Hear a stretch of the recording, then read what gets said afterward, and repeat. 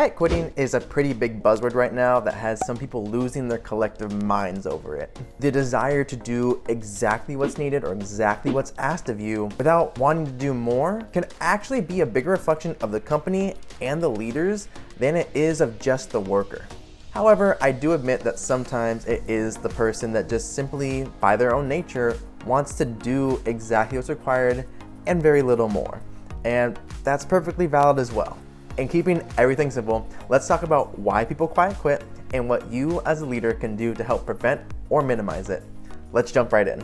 First and foremost, the work-life balance is crucial. One of the biggest reasons people quit their jobs during the Great Resignation was the idea of balance. Employees, and this is both workers and leaders alike, want to have a balance in their life. Very few people want their life to be work 24/7.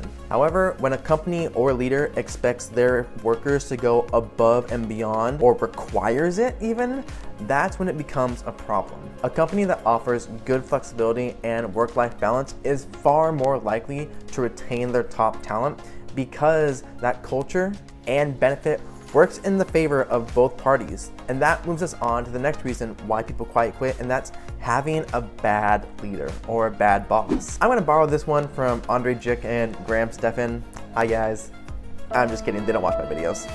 But if they did, so the Harvard Business Review conducted a study on quiet quitting and the impacts that your boss has. The impact of having a good boss versus a bad boss, in their ability to keep their workers engaged, motivated, and willing to go above and beyond. And now I recommend checking out my last video, actually about ego in leadership, because that leads us into bad bosses and bad leaders. And this can be leaders who gatekeep opportunities, who don't respect their team, who mislead their team, and don't have their best interests in mind. That's setting themselves up to fail, as well as setting the team up to quiet quit or leave altogether. Because about 1 out of every 2 workers at some point in their career has left a role because of bad leadership. So it's not a small piece. And that's probably not too surprising. Thinking back to your own experiences in work, even if you're a highly motivated individual, if you had a bad leader or a bad boss, how much did you actively want to go above and beyond and do more to help them? It was probably less than usual, and it's understandable as to why. Speaking of less than usual, that leads us into the third reason, which is pay or compensation. Now, acting your wage isn't something I necessarily believe to be bad, but it does have its pros and cons. Now, cons of this is that there's probably less opportunity for advancement. You're probably seen as obviously a more disengaged individual, and whenever opportunities do arise, you are likely not going to be the first candidate considered because of choosing to limit yourself or choosing to set the boundaries to not go further than needed. But then the pros of this is that there is that better balance. There can be an improvement to your quality of life, as well as an improvement to your mental health and a decrease in stress because you are setting good boundaries. And the pay and compensation piece is very important because during the Great Resignation, some people couldn't quit their jobs. So setting those boundaries, working to the contract, and acting their wage was the next best move. Now, quiet quitting has been used as a term since 2009, so it's definitely not new. It's simply having its moment in the spotlight because now more than ever, we're looking to leaders to actively help prevent quiet quitting. And here's what you can do.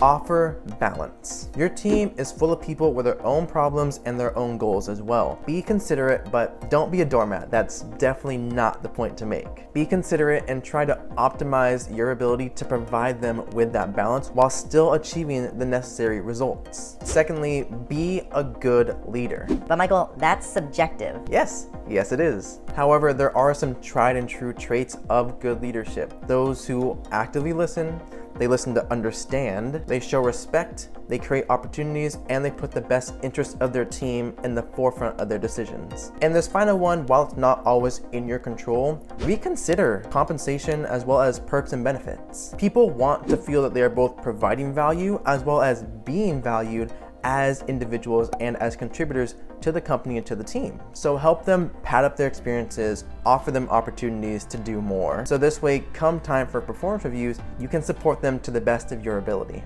And comment below, have you ever quiet quit a job before? Because I personally know that I have. So let me know if you have too. Because the idea of quiet quitting isn't new, it's also not unexpected. If your team is disengaged or unwilling, this speaks more as a reflection of you as a leader or a company than it does just to the worker. So be mindful, be empathetic, be understanding, and provide them with the best opportunities that you can. Thank you guys so much for watching this video. Subscribe to this channel if you haven't already. It helps me out so much. Drop a like if you found this video informative and helpful. Follow me on Instagram. I post there pretty much daily leadership and development content as well. And in keeping everything simple, I will see you guys in another video.